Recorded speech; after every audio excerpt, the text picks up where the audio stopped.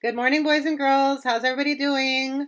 Welcome to week 3 of distance learning. I hope it's going well for everybody. We're seeing work coming in, so that's great.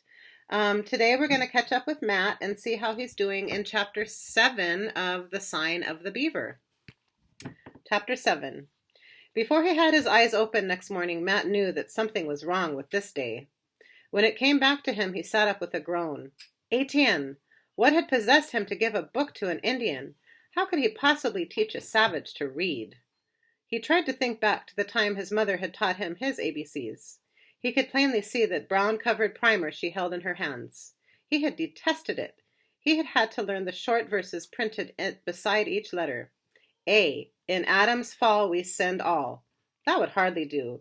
To be honest, he wasn't sure to this day just what it meant. He would feel mighty silly trying to explain it to a heathen. Then, happily, he recalled another book that had been sent to his sister Sarah from England with a small picture to illustrate each letter. No nonsense about Adam. A was for apple. Sarah had been luckier than he.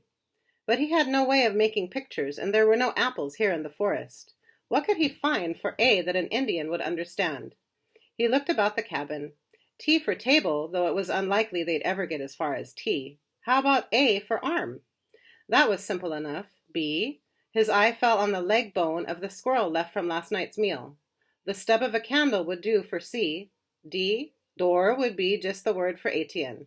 He certainly could walk out of one fast enough, and would again, no doubt, long before they got to D. He doubted that Etienne would come. Still, he had better be ready. He stirred the fire, ate a chunk of the cold Indian corn cake, and set about to prepare a schoolroom.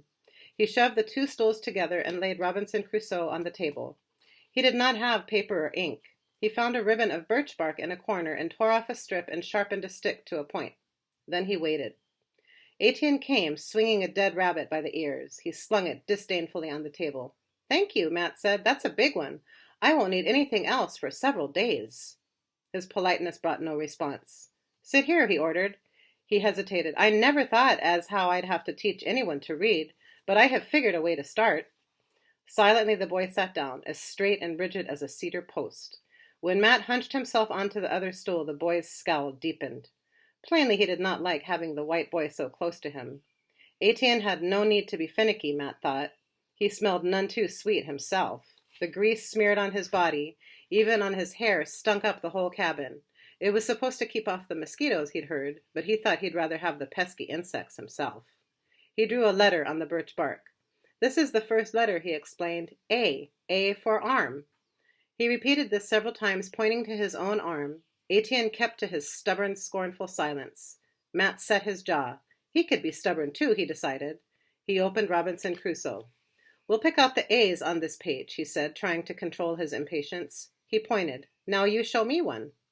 Etienne stared straight ahead of him in silence. Then, to Matt's astonishment, he grudgingly laid a grubby finger on a letter A. Good, said Matt, copying the word Sockneys used so often. Find another. Suddenly the boy broke his silence.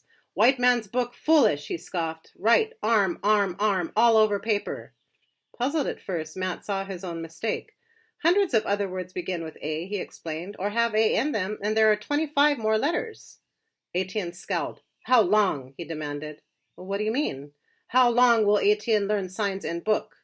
It will take some time, Matt said. There are a lot of long words in this book. 1 moon? 1 month? Of course not. It might take a year.